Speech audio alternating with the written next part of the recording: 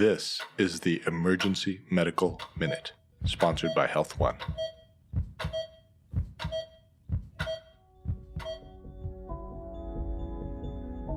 In early March, before the effects of COVID-19 swept the nation, the Emergency Medical Minute collaborated with CarePoint Health to host a Brewcast on pediatric emergencies. Here is Dr. Christine Darr presenting on pediatric trauma.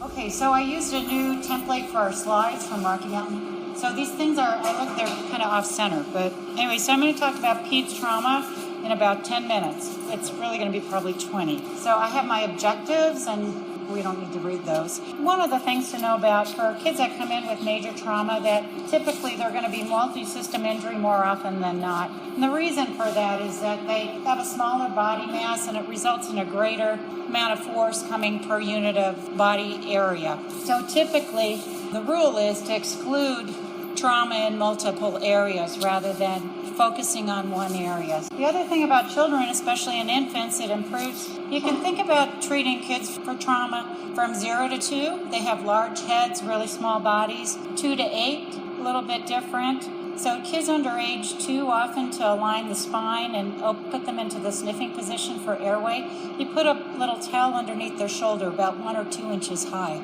Kids over age 2, you don't need to do that, and sometimes older kids you can put a towel under the head, but typically not. But it's that under age 2 is treated a little bit differently. By the time they're about 12, they're going to be more adult-like. One of the things that are the same about kids and adults is resuscitation. If you take ATLS, that's A, B, C, D, E, kids tend to have more hypoxia, apnea, and hypoventilation 5 times more often than they have hypovolemia and hypotension. So you really got to pay attention to their airway. And the most common reason that kids have cardiac arrest is because they stopped breathing and there was a respiratory arrest first. So that happens for trauma. So the things are the same. You do the A, B, C, D, E, your primary and secondary survey, whether it's an adult or a pediatric patient. The skeleton in kids is incompletely calcified, contains growth plates more pliable than adults. So often you may have solid organ injury underneath bones and have no fractures. So it's more common in adults to see rib fractures if you're going to have pulmonary contusions. Pulmonary contusions are very common in kids that have had blunt trauma, but you don't see rib fractures. So that's something to think about. The body surface area results in significant thermal energy loss, and so you want to maintain normothermia in kids who have experienced major trauma. If they lose too much heat, it increases morbidity. So keep them, after you do your surveys, keep them warm. You don't want them to get too warm, but you want them to be normothermic. So pediatric head injury. It's the leading cause of death and disability in children. And about 75% of kids that come in with major trauma will have head injuries. Fortunately, kids typically, most of them will have minor traumatic brain injuries. So those are kids that have a GCS of 14 or 15. So mild is 13 to 15, moderate 9 to 12. So on the next slide, and I have handouts in the back, in 2009 there was a Lancet study came out about treating head injuries, and it's markedly decreased the number of head CT scans that we do in kids with minor traumatic brain injury.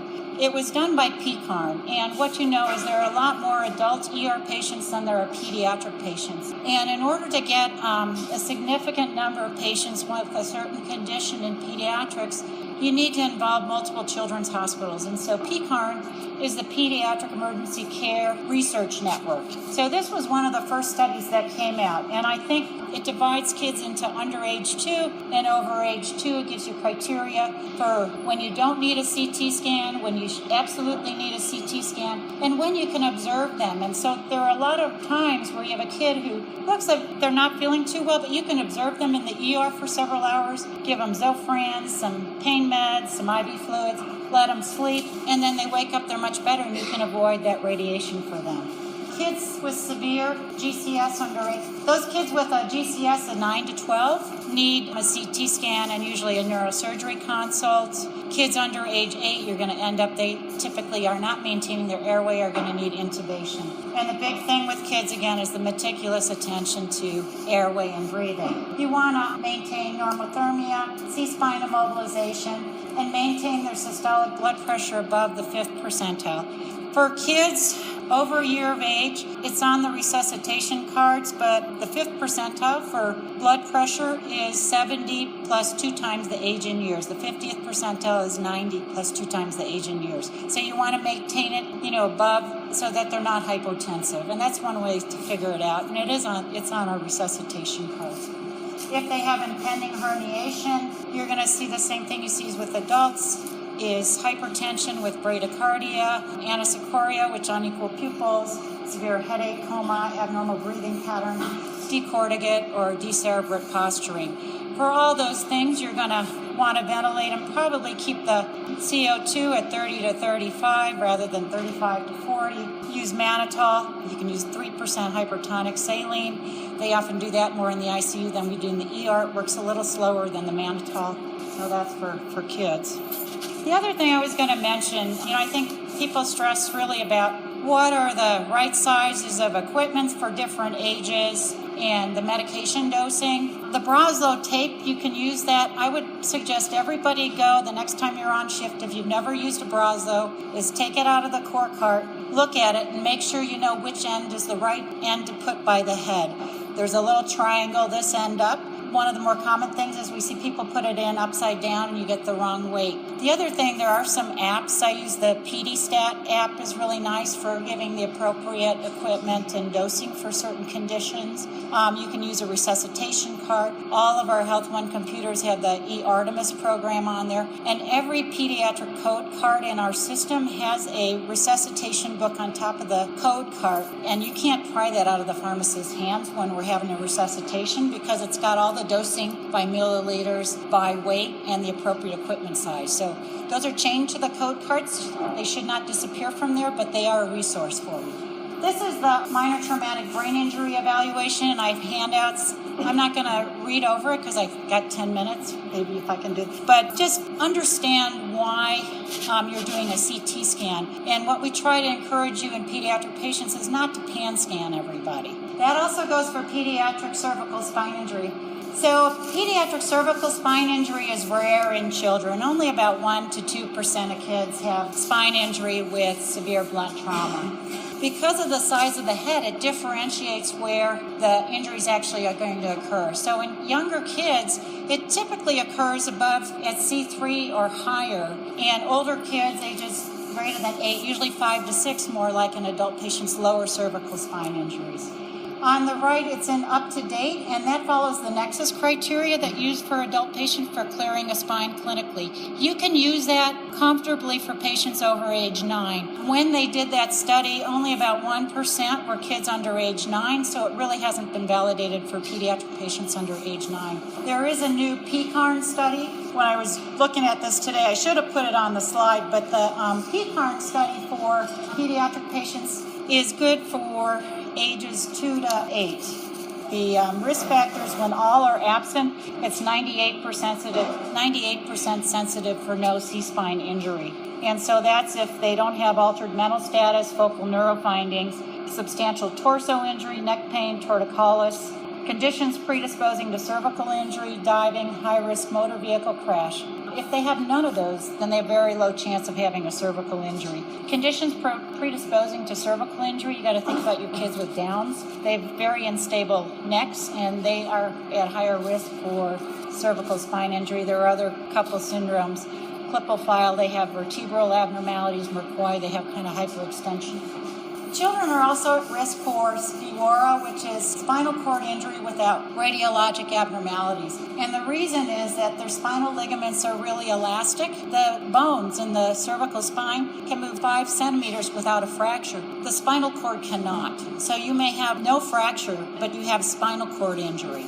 So those kids, they may have neurologic findings. So if you have a lot of times like paresthesias, burning, and they may have a hemiparesis, those kids need an MRI to decide if they've got SCIWORA, and then you need a neurosurgery consult. They also can present with spinal shock and increased pain, so sometimes you'll see that. It's the same in kids, yeah. So we really haven't been doing the steroids. This is a nice guideline, and I don't know, Nate, if you're going to send this out or anything, but I can email it to anybody who wants it. This is from Hasbro Children's. It's a nice thing, the cervical spine imaging. So the trend in adult patients is to do, if you're doing a head CT, to do a cervical spine CT scan. That is not the case in pediatric patients. Cervical spine CT scans have 150 times more radiation than plain films. It markedly increases the risk of thyroid cancer as an adult if you're doing a cervical spine CT scan. So our initial imaging for kids is 2 views under age 5, 5 to 13, 3 views, 14, 3 views, or you could do a CT if they're over 14. We don't worry as much about that. If you have a kid with GCSs under 9, they typically will need a cervical spine. If you're doing a head CT for younger kids, it's most important just to get that 1, 2, 3. That's most likely where the injury is going to be. And then they recommend 1 level above and 1 level below. They say CTs of an entire cervical spine in children 0 to 13 is inappropriate. It's inappropriate in most cases. On occasion, if you have a kid who's comatose, you're going to end up doing that because they can't give you a clue as to where the injury is. The pediatric blunt abdominal trauma, about 8% of injuries involve the chest. About 75% of these kids will also have the head injury. I have a question for you about the cervical. Do you have any tips for doing a neurological exam on a younger child when you're trying to do sensation or paresthesias, burning, things like that? Yeah, so one thing, for any exam in a child under age 3, you're going to get a better exam if they're allowed to sit on their parent's lap. But, if you're worried about a C-spine injury, they're often not going to be able to do that. The thing you're looking for is if they're moving all extremities. And then a lot of times you get them to calm down eventually. If they're moving all extremities, the likelihood is unlikely. And you check for reflexes, and that's what you look for, basically. And a big thing in kids with head injury is looking how they interact with their parents. If they're inconsolable, but when they're with their parents, it makes them look a lot better. You can say, oh, they're doing okay. So it's harder in pre-verbal kids. Older kids should be able to tell you.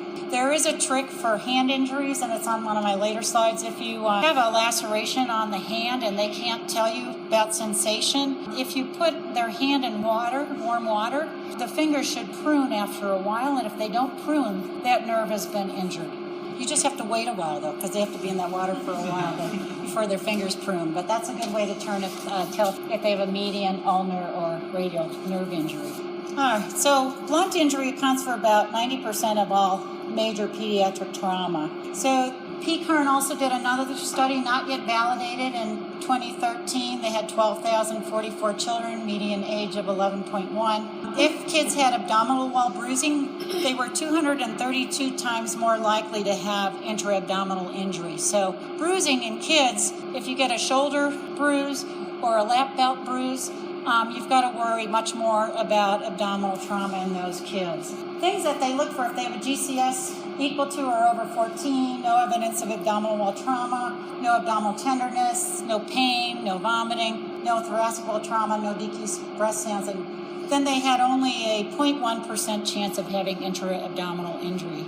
I do have to say one thing. I had a patient at Swedish some years ago, was a 2-year-old, had fallen off a slide from a height of about 7 feet. Normal vital signs, playing, but every once in a while he's grunting. He's like,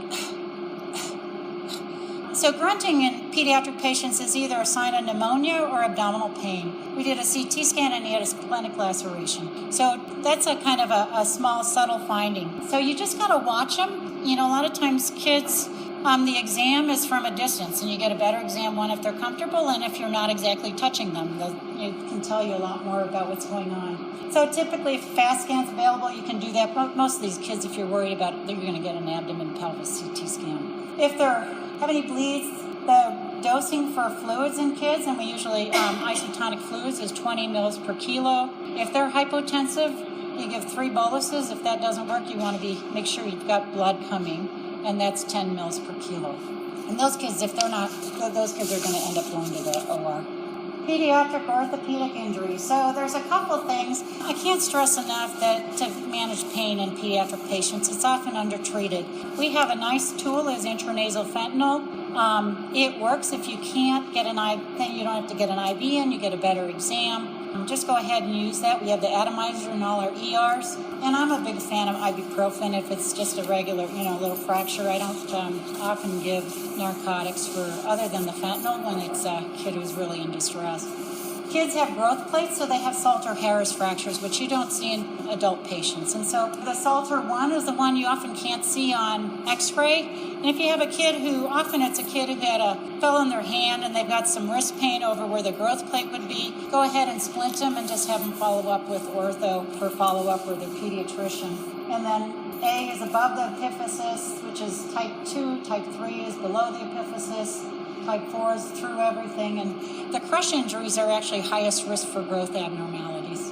And then supracondylar fractures are quite common. They're 60% of elbow fractures, and they're high risk for neurovascular complications. And so we prefer pediatric orthopedics take care of them. So there are 3 types. If you have type 1, they're non-displaced. You splint them, you can send them to ortho. You don't have to call anybody.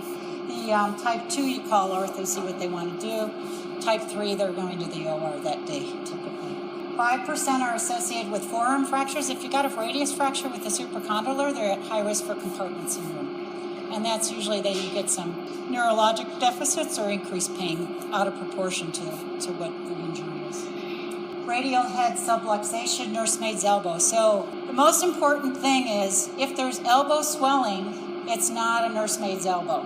So don't try and reduce an elbow that's got any swelling. And, a lot of times you don't get a great history. They were playing with their siblings. You don't get a history of them being pulled.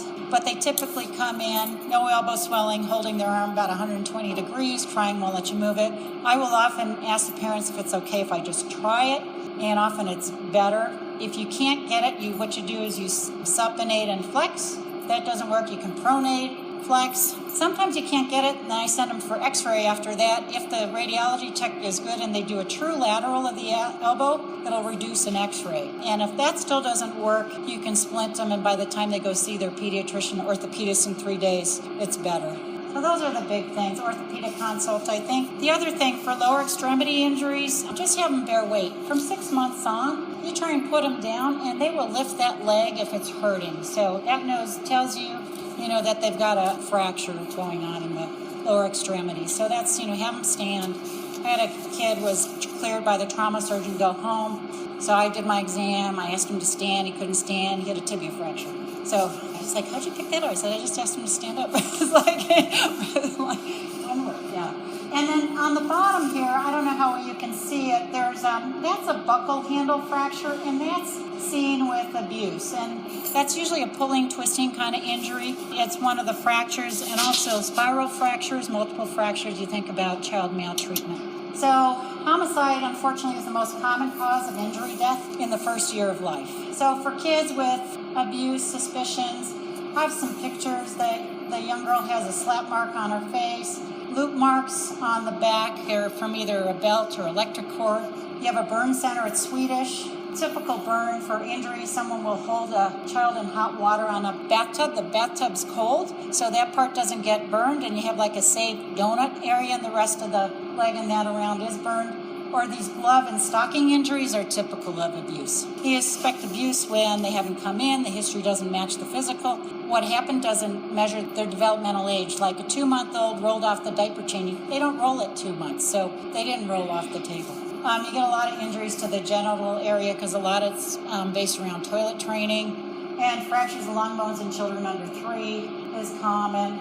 And then you have bite marks, cigarette burns, skull and rib fractures under 24 months. If you have any suspicious fractures, if you suspect child maltreatment, most important thing, and a lot of times it is one thing to understand, it is not our job in the emergency department to decide if a child has been abused or not.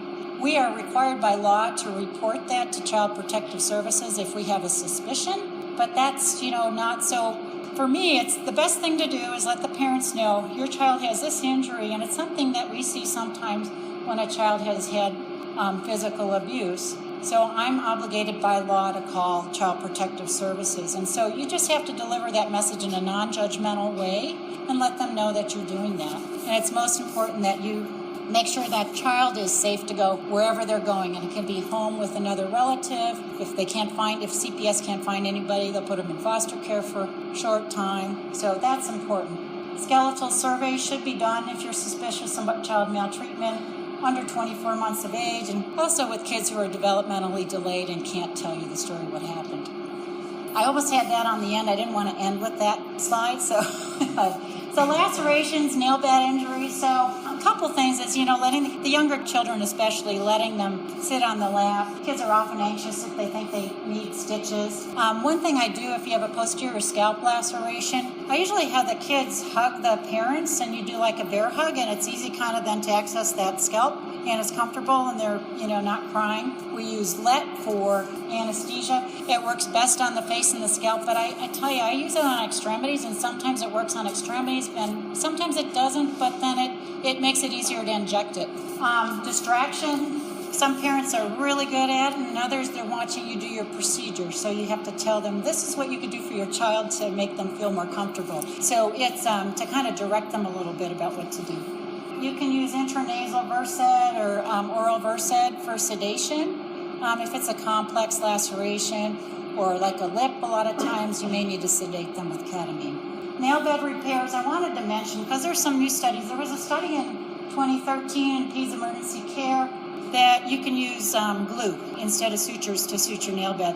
And I find that's a lot easier. I don't know how many of you have done a nail bed repair on a 1-year-old. It's challenging. Those nails are so thin, and to try and get 2 holes through there and suture it on, I've done it, but it takes a while. Anyways, you do a dig block, have them soak in normal saline. You still use a tourniquet so there's not a lot of bleeding. Pull off the nail, clean it, betadine saline, and then you repair the laceration in the nail bed with some glue.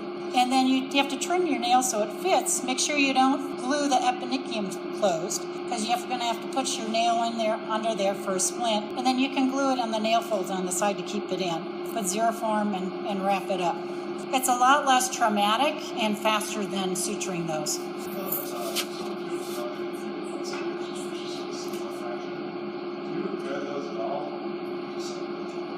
I usually send those to ortho. Yeah, and Laurel Benson does hand surgery in kids, so I'll send them to her. So this is the last slide. So, kids are always falling off of everything, and so parents will always say, oh, they did this and now they're not walking. Well, a lot of times, sometimes it's not related to trauma at all, and so the picture on the top is a foot with petechiae, and I had a patient like this too. 4-year-old, they said, oh, I think he sprained his ankle. Well, 4-year-olds don't really sprain their ankles. Toddlers tend to break bones more than they won't get sprains typically, and you can get a toddler's fracture is real common, but he had ankle swelling. And so I look, and then I see petechiae, and I said, he's got this rash. She said, oh yeah, he's had this rash for a few days. She didn't mention that. So it was, he had Hannock-Schönlein purpura, which is a vasculitis you see in kids, associated often with a viral illness. We've had it for a long time. We're still not absolutely sure what causes it. So that's one thing to be aware of. JRA can present, typically the single joint ones can present like trauma. And then something we see fairly often in 3 to 8-year-olds is toxic or transient synovitis, also unknown exactly what causes it, but they're usually well-appearing, afebrile or a low-grade temp. But you want to rule out a septic hip or a septic knee. Those are surgical emergencies. So septic joints are surgical emergencies. You don't want to miss them. They need to go out to the OR for aspiration and joint clean-out. If you don't get it, they can have long-term problems with walking. So you want to get a CBC, SED rate, CRP. This is one of the few instances where you get a SED rate still. And then you can ultrasound the hip or the joint you're looking at for extra fluid and see. And then you call ortho, and they'll tell you if they take them to the OR or not. We just had one recently. Osteomyelitis can present as trauma. They're going to have fever, some pain in an extremity or somewhere. Sometimes it's associated with previous trauma, like a splinter or something was there. Kids with sickle cell often get osteomyelitis. And then this is kind of halfway between medical and trauma, but the slip capital femoral epiphysis, SCIFI, in teenagers often are obese, but not always. May have some history, some minor trauma, and that's the x-ray on the bottom. So they have their femoral epiphysis really slides off the cap of the bone. So they get hip x-rays, and they often have to be, they're immobilized, and they end up getting pinned often. And I think that's it. Yep. Any questions? No? Thank you so much, Dr. Darr. Sure. We are on a quest to provide the world with free medical education. Please help us out by rating us on iTunes, following us on social media, and subscribing to our newsletter at emergencymedicalminute.com.